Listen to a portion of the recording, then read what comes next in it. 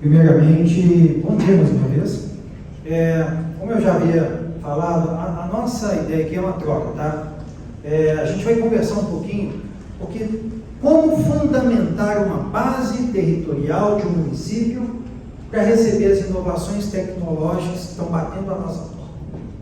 Não adianta o município criar, eu vou montar uma cidade inteligente. De onde ele começa? Quais são as ferramentas que ele possui para que a sua cidade possa receber toda a inovação que o mercado já tem disponível? Então essa transformação é conhecer o município primeiro, com tudo que a gente precisa de ter como base legal e técnica para receber as inovações que estão vindo aí. Então, a primeira questão que a gente tem é que pensar em um município para ser uma cidade inteligente, uma smart city. Primeiro, gestão e conhecimento do território. Eu vou explicar o porquê disso.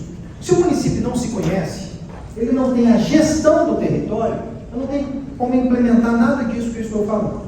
Segundo ponto importantíssimo, e é interessante a gente ver a visão do empreendedor querendo entrar no município. O que foi falado aqui? Eu tenho que ter uma base jurídica concreta para receber o investimento. Sabe como se forma dentro do município? Através de um plano diretor. E, infelizmente, alguns prefeitos negligenciam a forma de se elaborar o plano diretor. O que é o plano diretor? A gente vai explicar. Uma outra questão interessantíssima é a gestão ambiental do município. Não adianta o município querer receber empresa se ela não consegue licenciar, se ela não consegue se implantar dentro do município, se ela não tem ferramentas ali para que faça o seu licenciamento sustentável. Só que poucos municípios conhecem dispositivos legais que ele pode avocar a competência de licenciamento que é do Estado. Já existe norma para isso. É isso que a gente vai conversar um pouquinho. E uma outra questão importantíssima, a manutenção e a geração de fontes de rendas, mas fontes de rendas precípuas, inerentes ao município, sem fontes de repasse. A maioria dos municípios no Brasil, elas trabalham com fontes que vêm de entes externos, ou governo federal ou governo estadual. É o chamado repasse. Brincando aqui, é pedir esmola na porta.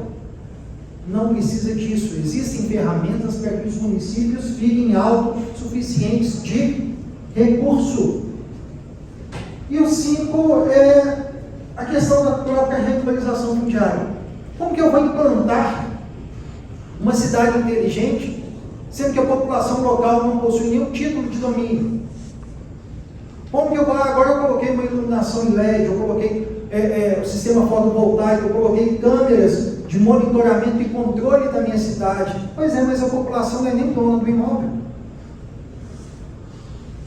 O município não tem as ruas em seu nome, inclusive para instalar infraestrutura de fibra ótica, de estruturas que eles vão ceder às concessionárias públicas. Então é isso que a gente tem que pensar aqui hoje.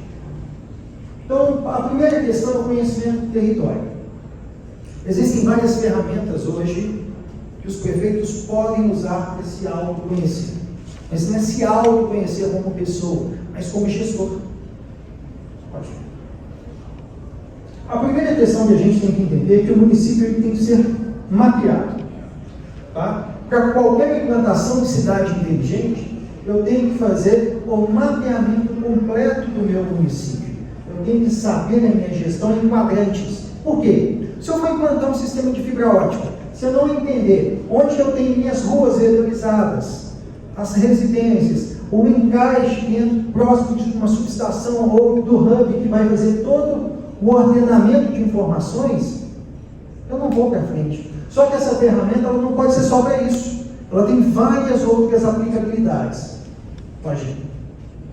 E uma das questões interessantíssimas para o aerolevantamento no Brasil, foi bem lembrado do Dr. Queiroz, falou assim, olha, o prefeito na hora de contratar ele tem que ter cuidado, para que não implante um problema no seu processo licitatório. E muita gente não sabe que o aerolevantamento ortorretificado no Brasil precisa de uma autorização federal para ser feito. Não é qualquer ente ou qualquer empresa que pode fazer. Por quê? São informações sensíveis. Aerolevantamento no Brasil ele é defeso. Só as Forças Armadas podem fazer, ou entidades particulares ou públicas credenciadas. Então, o que o prefeito tem que ter em mente para fazer um trabalho de aerolevantamento? Primeiro, eu vou exigir a categorização, ou seja, a autorização de qualquer empresa. Aqui eu não estou fazendo lobby para a Geoline, né? São várias empresas que existem no Brasil, do Oiapoque a Chuí, que precisam de um credenciamento público, ou seja, eles passaram pelo mesmo crivo que a gente passou. Por que isso é importante? Eu sempre brinco com a informação, sempre em caso de guerra, infelizmente temos a guerra na Ucrânia. Se a Rússia tivesse uma ortofoto ortorretificada com scanner a laser de todo o território ucraniano, não ia errar nisso, gente. Porque mesmo o satélite de guerra, os satélites utilizados por grandes nações, ele pode dar um erro de acurácia de 5 metros para um lado ou para o outro. E 5 metros a gente faz um estrago. Às vezes você quer ir em um lugar, mas você vai cair numa escola. Nada justifica isso. Mas vamos imaginar que essa informação do aerolevantamento ficasse solta. Esse quadrante, quando a gente faz o levantamento do município, a primeira coisa que a gente tem que informar a aeronáutica é o quadrante que eu estou fazendo, com o polígono. Essa imagem não é minha, empresa, da Geoline, e nem do prefeito que me contratou. Ela é da União, o Estado Maior das Forças Armadas. Nós somos o agente executor e o município é o agente usuário. Se acontecer algum problema, isso é automaticamente cedido às Forças Armadas. Vou dar um exemplo prático, o desastre que aconteceu no município de Minas Gerais, um desastre de migração, que a gente vai falar nome, em que essas ortofotos foram requisitadas pelo governo federal para verificação do dano ambiental. Isso é um dos quesitos. Então, importantíssimo, o prefeito, para fazer qualquer processo de levantamento, exija o credenciamento no edital. Não é da empresa, é no edital. Qualquer empresa no Brasil pode participar. Existem 3 tipos, eu vou falar bem resumido. Categoria C é uma empresa que pode trabalhar os dados que alguma outra empresa levantou com aerolevantamento. Categoria B é uma categoria em que a empresa só pode fazer o aerolevantamento, mas ela não trata os dados. Ela não tem um centro de informações para tratar esses dados. Ou seja, vetorizar, trazer toda a informação que o prefeito precisa. E a categoria A é o máximo, é a empresa que faz o levantamento, o aerolevantamento espacial, e faz o tratamento dos dados colhidos. Através de quê? Pode ser aplicado em regularização fundiária, questão do IPTU, questão de planejamento territorial, a questão de elaboração do novo mapa de vias e ligações do município, ou seja, todo o arcabouço para que o município possa receber investimentos. E a aeronáutica ela evoluiu nessa autorização, ela aceita não só aeronaves tripuladas, como aeronaves também não tripuladas. Isso é inteligência de ponta para a elaboração de grandes projetos futuros. Então, por que é interessante esse tipo de aplicabilidade no ortofoto?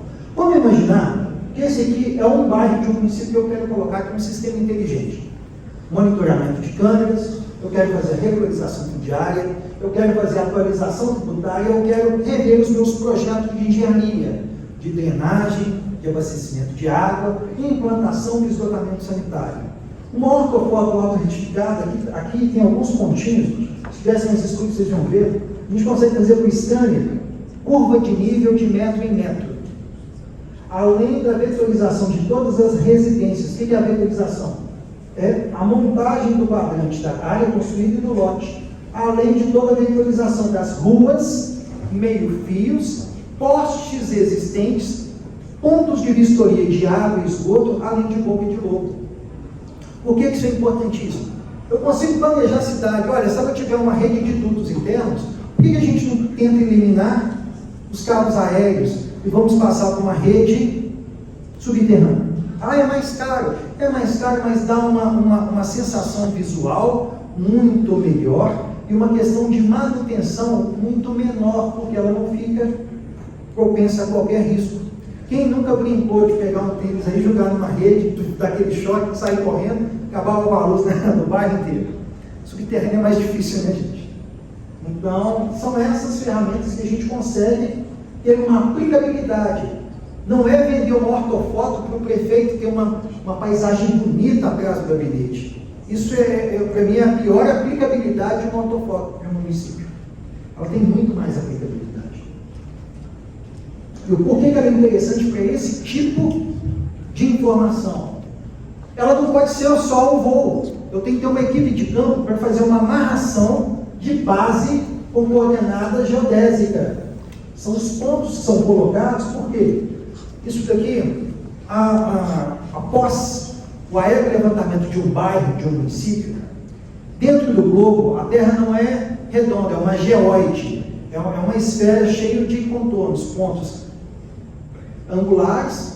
A gente tem o Everest, são vários pontos altos, pontos baixos, são os abissais oceânicos. Então, a gente não pode pensar na Terra como uma esfera, ela é cheia de pontos. E para que essa representatividade dessa área fique exata no globo, eu preciso de pontos de amarrações entre satélites pré-existentes. Então, essa amarração física, geodésica, que ela é feita triangulando base física, engenheiro agrimensor com a base física, a aeronave sobrevoando e os satélites. Então, é uma triangulação de pontos para ficar perfeito.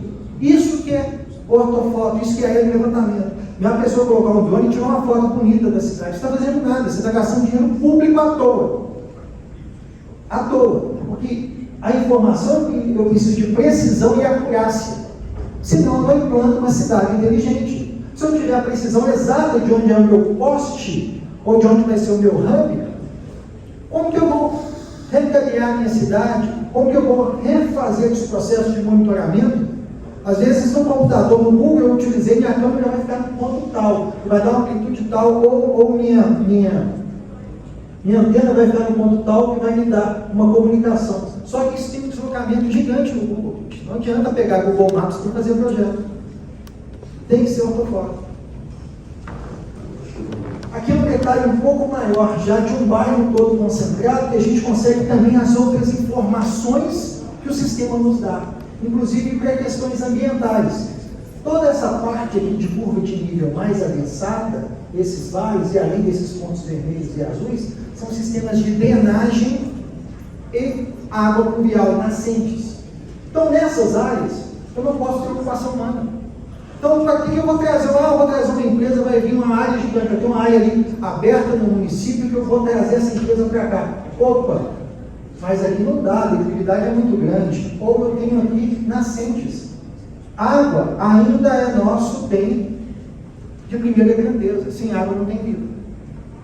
Então, por que eu vou levar uma empresa para ali? Eu vou planejar o meu território em áreas suscetíveis a construções sem impacto ambiental. Então, eu tenho toda uma relevância que é um conjunto sistêmico, gente. A gente não pode pensar em urbanização, em crescimento, em cidade planejada, cidade inteligente, sem juntar todos os pontos dentro de um só sistema. Uma outra questão importantíssima, eu tenho que trabalhar a ortofoto dentro de um sistema que ele é auto-aplicável dentro do município. Eu vejo, infelizmente, algumas empresas querendo vender sistemas para o município. Isso chama escravização da gestão pública. Eu te vendo ortofoto, mas só o meu programa roda ela. Se a empresa te sugerir isso, gente, manda um abraço, fala tchau e vai embora. Porque a partir do momento que acabou o contrato mensal, ela vai embora e leva a sua informação, e você fica só com uma foto bonita e não consegue aplicá-la. Eu acho que é de uma decência, eu fui gestor público do outro lado, é não escravizar o outro lado. A gente traz a informação e a gente até brinca, quando a gente implanta isso dentro de alguns municípios. Você já tem um sistema de software na sua área tributária, não tem? Tem. Na sua área de aprovações e projetos, vocês já contam com um sistema. Sem fazer propaganda, às vezes a pessoa tem o CAD, em Bentley, já está inovando, tem algumas ferramentas em BIM, não importa. O que a gente faz? A gente sempre preocupa com o cliente. E todo edital tem que verificar isso, softwares abertos. Eu tenho vários softwares de gestão que, inclusive, não precisam de assinatura, são softwares abertos, então a gente não escraviza. A gente vai montar todo o sistema para rodar no município com a ferramenta que ele tem. Pode ser um município de capital ou do interior. Alguma coisa ele tem lá para mapeamento. Nem que seja um programa razoável ali de shape, mas ele tem. Então toda essa informação ela vai ser montada para que o município tenha autoaplicação e não fique solto ou dependente da empresa contratante. Então os prefeitos têm que tomar um cuidado assim, gigantesco com o que está contratando. Gigantesco. Contratem sempre ferramentas de uso aberto, para que não sejam escravizados.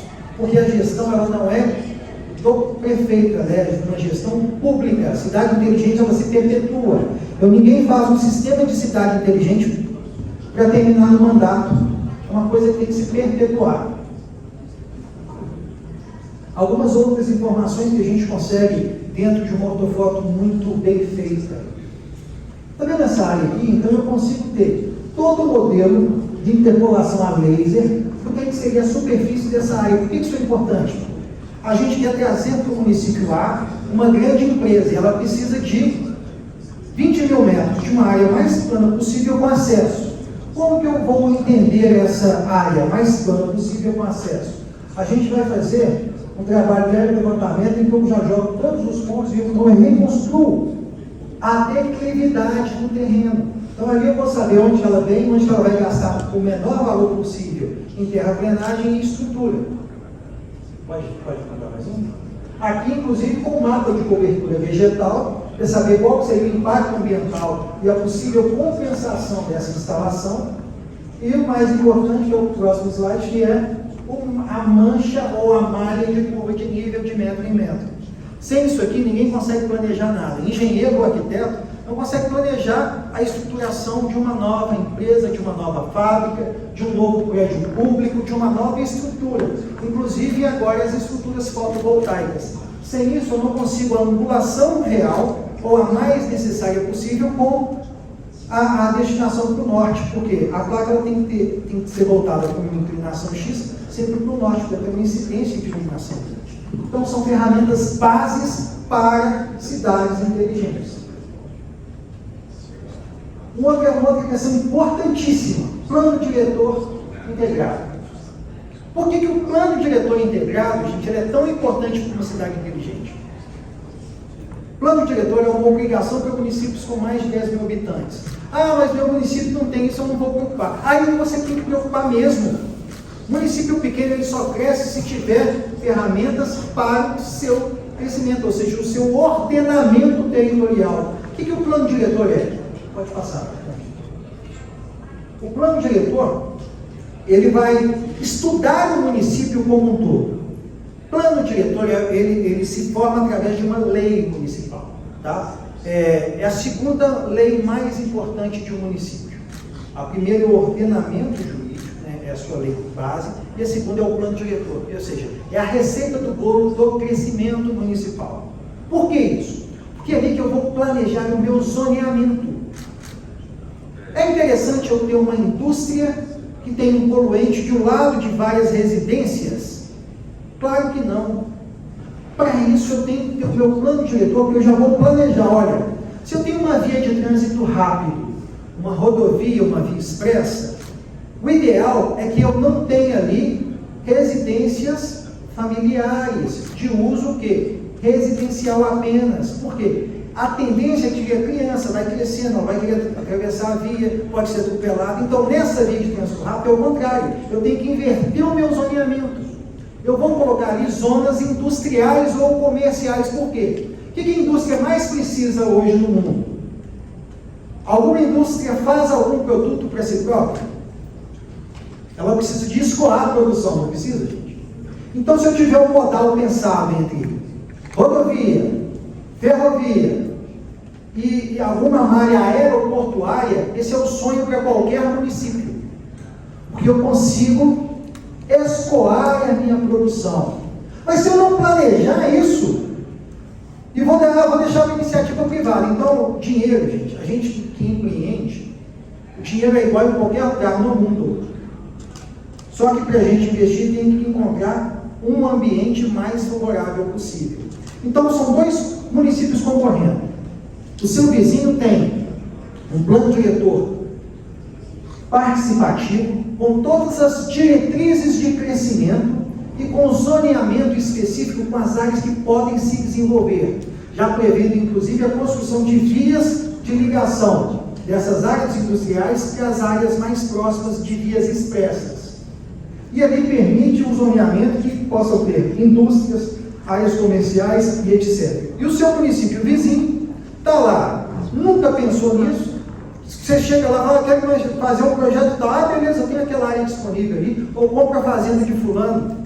Mas e como que eu vou fazer para escoar? Não, tem estrada de terra lá, você coloca um asfalto, depois você encaixa lá na rodovia, mas você já tem trevo aprovado? Não, depois a gente vê como é que faz isso, vem para cá, que aqui no meu município é o melhor que tem. O empresário vai pensar o quê? Pô, tem um município do lado, com toda a infraestrutura já pronta, pensando na minha vinda. E esse município até tem uma proximidade com o prefeito, é bacana, sim, foi muito agradável, mas eu tenho que fazer tudo ainda. O empresário não pensa duas vezes. Tempo é dinheiro, estrutura e ambiente é necessário. Então, se o município não se pensar como uma empresa em que ele tem que ter um planejamento para no mínimo 30 anos, apesar da lei exigir que o plano diretor seja revisto a cada 5, mas ele nunca só pode ser pensado para menos de 30. Exemplo claro, Brasília. Quando Brasília foi pensada lá atrás, há mais de 60 anos, falou assim, nossa, mas para que uma avenida deste tamanho? Falava dos eixos, né? Eixo monumental, os eixos. Isso aqui é um absurdo de gastou. Aí Niemeyer e Lúcio Costa falaram assim, não, a gente não está pensando Brasília para daqui a 5 anos, não, está pensando para 50. E hoje já tem congestionamento. Você vê, toda a Brasília foi pensada para não ter sinal, para ter as tesourinhas, para o trânsito sempre fluir. Hoje temos congestionamento aqui na nossa capital, que foi pensado há 50 anos. Imagina um município que só pensar em 5. Se ele quer trazer efetivamente o desenvolvimento, se quer se tornar uma cidade inteligente. Então ele tem que pensar para frente. Então todas essas ferramentas de materialização legal, de correlação com o desenvolvimento regional, com os objetivos urbanísticos municipais, com as diretrizes urbanas, com mobilidade, sustentabilidade. A diretriz tem que estar na lei. Eu tenho que saber, naquele município que eu vou investir, qual que é o meu lote mínimo, se eu for fazer um loteamento, ou qual que é a minha construção máxima, se eu for construir uma indústria. Se eu tenho suporte público para ir para aquele município, ou se o município tem suporte público para me receber. E o novo desafio é o desafio, o Edson, como arquiteto sabe bem disso, é o desafio da centralidade, né? A gente tentar ter o máximo de desenvolvimento regional para evitar o deslocamento, o que aconteceu em São Paulo. São Paulo, várias áreas residenciais, condomínios ficaram fora, e é normal em São Paulo a pessoa perder 1h30 para se dirigir ao trabalho. Olha o tempo que a pessoa perde, que poderia ser um tempo de produção ou lazer, no trânsito. Então, esse conceito de centralidade é permitir que empresas, áreas residenciais com comunicação rápida, seja ela metrô, VLT, carro, bicicleta, qualquer modal de deslocamento rápido e fácil, interagindo entre a residência, onde a pessoa busca o seu lazer, o seu descanso, e o seu fator laboral, além de toda a infraestrutura de hotel, hospital. Então tem que ter saúde, eu tenho que ter lazer. Então esse conceito de centralidade é o novo desafio dos planos diretores. Eu falo daqui para frente, mas isso é desde de 2001, do Estatuto das Cidades, da lei federal que regula essa aplicabilidade. Então, como que é feito um plano diretor? Obrigatoriamente, esse estudo, essa participação coletiva tem que existir. Tá? Então, a primeira consequência. No plano diretor, ele não pode sair do gabinete. Apesar de sair com a premissa básica do gabinete, do prefeito ou da equipe técnica, olha, a gente quer criar zonas aqui, para zonas industriais, zonas de proteção ambiental, zonas residenciais mistas, residenciais unifamiliares, Ele pode sair com o arcabouço pronto através da consultoria e da equipe técnica da prefeitura. Mas eu preciso de validar isso com quem? Com quem mora na cidade, com quem usa os equipamentos. Vamos supor que eu falo que presídio sempre dá confusão, né? Aqui uma área, eu preciso de uma área de segurança. E em volta, são famílias mais antigas, mais tradicionais que vivem. Quando a gente leva isso para a família, que está ali naquela região, que ele é participativo, é obrigação, é obrigatório que o prefeito, no plano diretor, faça isso. Exponhar, nós vamos colocar tudo presídio. Qual a primeira reação da comunidade? Aqui não, nossa, vai trazer criminalidade para o meio entorno. Não é assim. Olha, nós vamos trazer aqui uma centralidade de segurança. Vai vir a delegacia, vai vir o batalhão da polícia, vai vir o corpo de bombeiros, e a gente vai fazer um cordão de isolamento de uma área de segurança pública, presídio. Mas a gente fala a mesma coisa sem falar. Aí a população entende, opa, eu não estou trazendo um problema, estou trazendo uma solução. Inclusive, a tendência é de ser mais seguro que o outro lado da cidade. Então é a forma de se aplicar, de se colocar, de trazer informação com inteligência. O presídio sozinho, cru ali, ele não resolve nada, mas se eu trago todo o arcabouço de segurança ali, por que é até mais lógico? Se eu prendi no batalhão e levei à delegacia, automaticamente ele tem que ser, aquele preso, em flagrante, ele tem que ser condicionado. Se está do lado, eu economizo inclusive logística. Eu economizo recurso público, pensando a gestão de uma cidade. Às vezes a gestão de um problema é uma solução financeira, é uma solução social. Então, por isso eu tenho que ter essa premissa de fazer o estudo com a equipe multidisciplinar. Edson, só um arquiteto consegue fazer um plano diretor? Quem dera, né? Apesar de ser uma das maiores ferramentas, mas eu preciso do engenheiro de trânsito, eu preciso do engenheiro ambiental, eu preciso do engenheiro civil, eu preciso do agrimensor, eu preciso do advogado, e tudo que a gente está pensando tem que virar uma lei, um escopo, uma ordenação jurídica, e além de tudo ainda tem consequências, que o plano diretor é a base, mas ainda tem que ter a lei de uso e ocupação do solo e a lei de ordenamento urbano. Pode passar. É justamente isso. Então, eu tenho ferramentas de materialização do plano diretor. Além do plano diretor, lei de uso e ocupação do solo, eu tenho que fazer, gente. O plano diretor ele não pode ficar muito cheio de informações, não. Tem que ter leis específicas. E que a lei de uso e ocupação são as diretrizes mais técnicas para a implantação daquela área. Aqui é onde eu vou instalar, como que eu vou instalar, qual que é a minha metragem mínima, como que eu posso. Ocupação urbana consorciada é uma ocupação entre empreendedores e poder público. Exemplo, às vezes uma região do município, o empreendedor quer levar um shopping, um centro de consumo. O que isso vai acontecer automaticamente naquela região que vai ter um shopping? Além de uma supervalorização, um adensamento, ou seja, uma quantidade maior de deslocamento de pessoas. Eu conseguiria colocar num shopping que a rua vicinal não tivesse prevendo ali no entorno uma avenida, uma ponte ou algum sistema de transporte público. Se eu não prever isso, o que vai acontecer automaticamente? Eu induzi o crescimento da região, mas eu estrangulei ela. Aí a pessoa até desiste no shopping, não vou ficar quase uma hora só no trânsito para sair de lá, depois que der 8 horas da noite, ela é muito difícil. Então, essa ocupação urbana consorciada é junto empreendedor e município, pensando toda a infraestrutura para mudar o ordenamento de uma determinada região, para receber esses equipamentos públicos. Quando a gente chama de equipamento público, não é só equipamento público de recurso público, não é equipamento público também de destinação pública, mas privado. Shopping é um deles, às vezes um grande hospital regional. Eu tenho que pensar nisso.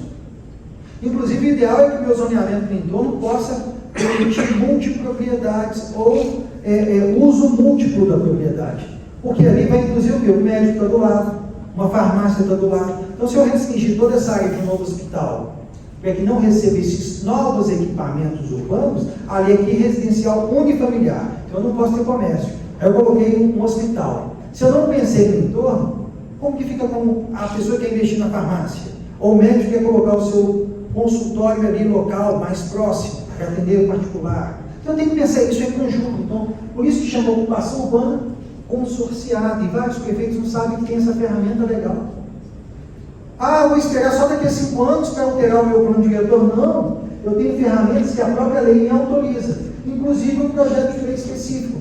Ele é o 42B do Estatuto das Cidades. O prefeito pode fazer uma alteração singular no município.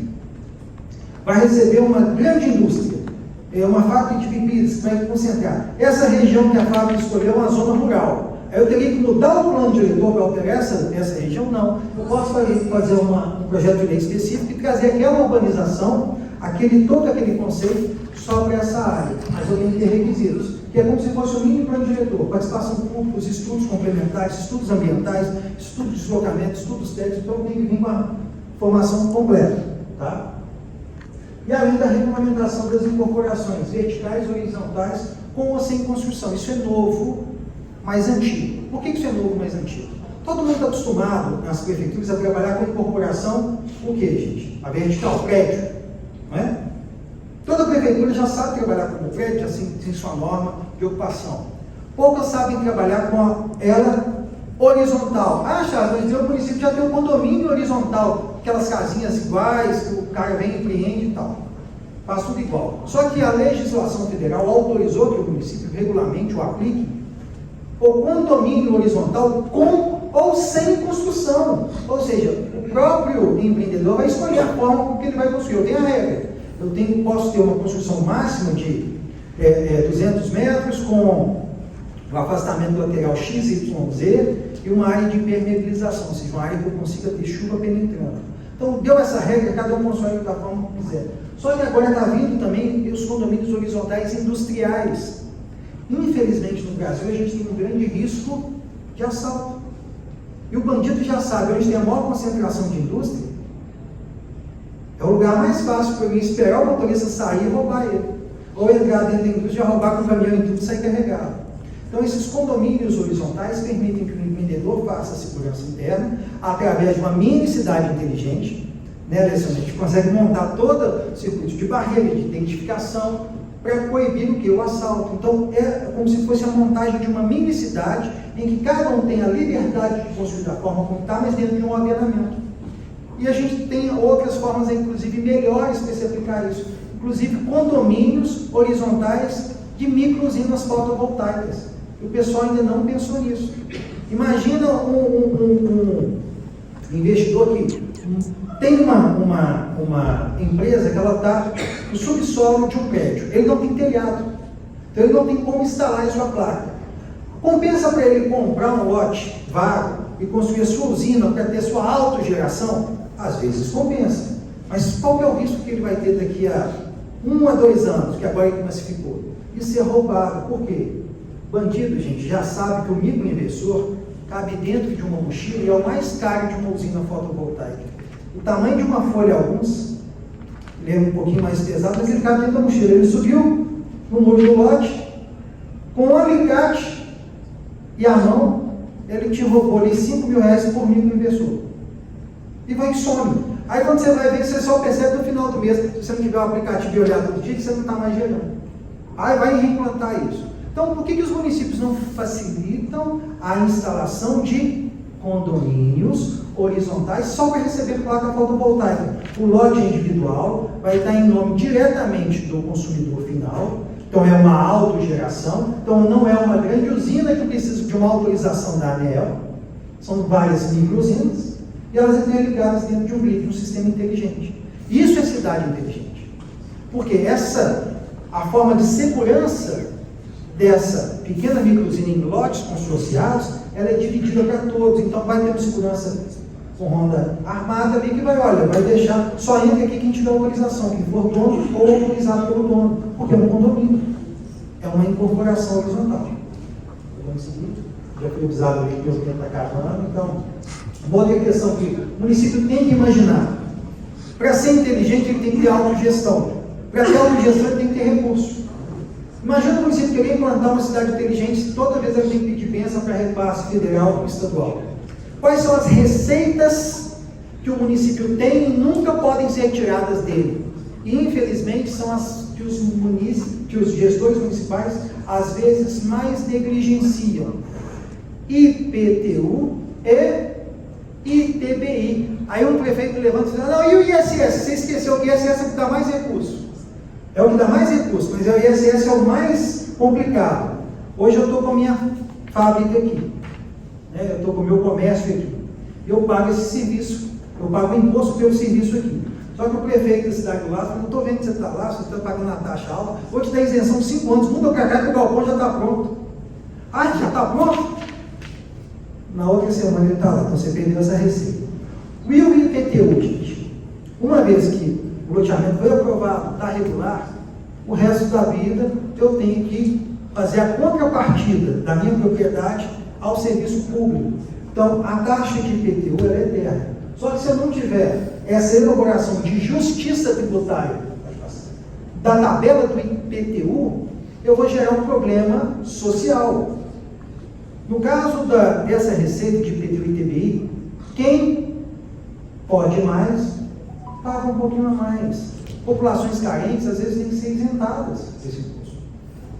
Então, esse planejamento da planta genérica de valores, ele só é possível se tiver uma base daquele levantamento. Porque eu vou saber exatamente, sem aumentar nenhum imposto, se aquela pessoa que está lá no meu cadastro como lote vago, tem ou não uma construção. Isso a gente sempre leva para a Câmara, para aprovar a planta genérica de valores.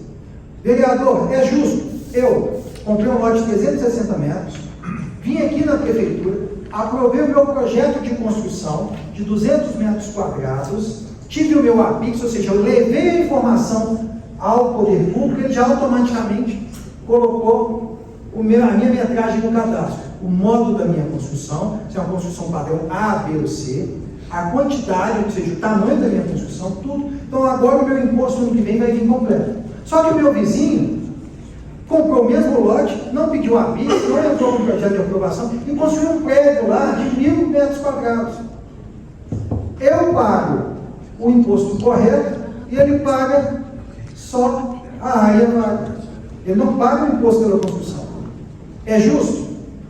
Acho que ninguém acha justo. E só com a regra de levantamento, quando a gente vetorizar, eu sei exatamente, encaixando esses dados com a área tributária, se aquela ocupação foi averbada ou não. Se não foi averbada, o prefeito já pode lançar o IPTU. Isso é interessante, porque às vezes a pessoa vai lá, olha, meu IPTU aumentou demais. É um absurdo, o Edson agora veio com a guia enorme. Aí o Edson só pede para o menino atendente, então só muda a tela para ele para verificar. Olha aqui, a sua área que estava com lote vago, você tem 1.000 metros construtivos. Só que a prefeitura podia cobrar 5 anos retroativos. Só que o prefeito é consciente, está cobrando só daqui para frente. O que você acha? Vai pagar? Não passando de 12, ele parcela, não paga. Então, essa aqui é a vantagem de usar tecnologia para que o município fique efetivamente inteligente e tenha renda. E uma vez isso cadastrado, toda a venda deste imóvel, eu vou incidir o que? O outro imposto, que é o ITBI, é o imposto de transmissão de bens, que fica para o município. Vendeu o lote ou vendeu a construção, está cadastrado, está regular, o município recebe. Gestão ambiental. Nenhum município consegue ficar de pé hoje, sendo inteligente, sendo autogerido, se ele não tiver a gestão ambiental própria. A Lei Complementar 140 é uma lei federal que ela outorgou aos municípios a competência de licenciamento ambiental, tá? Pode ser consorciado ou de forma uníssona, só o município tendo toda a implementação. Como que eu posso fazer isso no meu município sem depender que aquela empresa tenha que licenciar no Estado? Eu tenho que pedir a competência e fazer um convênio com o Estado licenciador. Isso serve para todo o território nacional, tá, gente? O que é necessário ter? Uma equipe de meio ambiente interno, ou seja, equipe de fiscal e equipe que possam fazer as análises dos estudos ambientais. Eu tenho que ter uma lei ambiental própria. Eu tenho que ter um fundo municipal de meio ambiente, porque proveniente a multa e as taxas de aprovação ficam dentro do município. Então eu começo a ter uma receita local, municipal de desenvolvimento. Se eu recebo muito é porque eu estou crescendo, gente. Então isso é a base para a cidade inteligente. Por quê? Qualquer empresa, qualquer gestão, qualquer aplicabilidade que eu queira fazer no meu município, eu precisar de licenciar isso tudo no Estado, se eu puder autolicenciar, eu trabalho tudo aqui dentro. Desde do gerenciamento de resíduos, a proteção ambiental, a fiscalização, o monitoramento, a preservação dos recursos, a preservação do solo, fica tudo na mão do município, eu não dependo em nada do Estado. Esse é o mundo ideal. Tem ferramenta, o prefeito tem que começar a correr atrás disso aí do seu município. Senão não adianta ter uma cidade com iluminação, com controle, com tudo, você não faz nem a gestão interna ambiental. Pode. Uma coisa interessante também, eu tenho que criar um CODEMA deliberativo. O que é o CODEMA? É um colegiado, porque esse licenciamento no Brasil, ele não depende mais do técnico, tá? Seja ele do órgão ambiental, seja ele do órgão ambiental municipal, do órgão ambiental estadual, federal, ele é sempre de um colegiado. Então, eu tenho que montar esse colegiado, eu tenho que ter regras para esse colegiado. Então, a cidade inteligente, ela tem que pensar nisso tudo. Toda decisão ambiental no município, por lei, ela tem que ser coletiva. Então, eu tenho que criar o meu CODEMA. Esse Conselho Municipal de Desenvolvimento Sustentável. Tá? Então, além da lei estadual, da lei municipal, fundo, equipe técnica e o CODEMA. Isso é muito bom, inclusive, para o prefeito. Porque como você tira a responsabilidade da sua caneta, você coloca no colegiado, até amanhã, no tribunal ou no Ministério Público, está verificando que você fez uma gestão compartilhada com a sociedade da questão ambiental do seu município. E o outro processo fecha tudo isso para a cidade, está completa a regularização fundiária.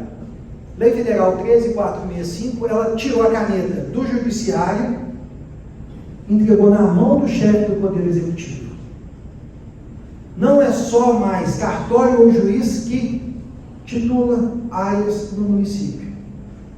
Esse era o maior problema de 90% dos municípios. Tá? O índice de áreas irregulares no Brasil ultrapassa 50%. Ou seja, 50% dos imóveis que estão ocupados, quem efetivamente ocupa não é o dono. Às vezes não tem nem dono, que estava lá na matrícula originária, ainda de uma fazenda, em que não foi levado a loteamento regular.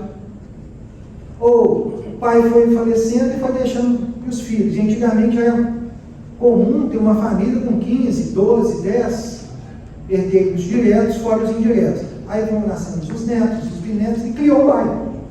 Só familiar. Só que nunca foi levado a registro do loteamento regular. Então são vários casos em que a legislação tem procedimentos para que o prefeito possa titular. Como? Vamos passar rápido, só para... Meu tempo está acabando aqui, só para a gente... Passa mais uma? Mais uma? Toda a apresentação com os conceitos técnicos, vão ficar disponíveis para todos, gente. Eu quero mostrar na prática. Pode mais uma? Mais uma? Audiência pública. Como que é feito o processo de regularização? De forma bem sucinta. Audiência pública. Então, eu tenho que, naquele bairro, naquela área que eu vou regularizar, eu tenho que, primeira coisa, informar a população.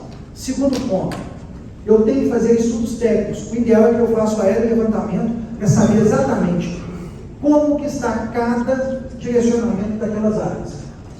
Mais uma? Eu saber exatamente quantas casas, quem mora nas casas, fazer o cadastramento e a selagem dessas casas. Eu tenho que gerar a demarcação urbanística, que é outra foto completa com a delimitação do bairro, que é a delimitação da ocupação, inclusive, tirando as áreas de risco. Isso aqui é um caso real, isso aqui é um passo na linha de transmissão de 230, então aquelas famílias na faixa preta eu não posso titularizar. Então eu tenho que fazer o cadastro e a selagem, eu tenho que identificar num logo se quem está ali ocupando é o real proprietário ou o possuidor, né? Ou se está ali como locatário. Então isso a gente tem que analisar toda essa condição. Transformar isso tudo em um projeto real. Estratificar esses dados, porque eu tenho que mandar para o cartório uma planta de reaprovação com todos os dados. Fazer toda a questão de mapa de risco geológico e geotécnico para essa ocupação. Eu não posso titular em áreas de risco. Tá? O prefeito tem que ter em mente que não adianta ele contratar só uma empresa que vai fazer cadastro e levantamento topográfico. Isso é completo. Além de todo o levantamento, eu tenho que fazer laudo geológico e geotécnico, estudo de hidrodeclividade, estudo hidrogeológico, porque eu tenho que pensar se naquela região que eu estou assentando ou regularizando as famílias, pode vir uma enchente e essa família que até então não era titulada, passa a ser titulada e não gera um problema para o CPF do prefeito. E infelizmente o que a gente está vendo aí, os editais que estão contratando não estão pedindo isso. Aí o problema vai direto para o CPF, gente. E é isso que a gente não quer. Então, todo esse processo para se montar uma gestão pública é a base para as cidades inteligentes. Então, toda essa parte de laudo geológico, tudo, para a regularização tem que ter. No final, é o próprio prefeito que assina o programa, a escritura chamada CRF. Tá? No documento final, que é levado ao cartório e a pessoa, o município, começa a ter o título de propriedade. Aí tudo que eu preciso. Você vai querer implantar no município cidade inteligente, toda a base está pronta e sacramentada. Eu estendi um pouco meu tempo, eu agradeço muito a atenção, espero que a gente consiga, quem precisar de mais informações, inclusive a gente desenvolveu um sistema específico só para a regularização fundiária, e consegue o prefeito do gabinete analisar tudo que está acontecendo no município dele. Qual é o levantamento, com o cadastro, com os dados pessoais, com tudo. Depois a gente pode conversar isso numa outra esfera, mas a ideia nossa é trazer para vocês qual que é a base, para que aí sim eu tenha todas essas inovações que a gente vai escutar agora. Ou seja, o município se preparar para ser inteligente. Muito obrigado a todos.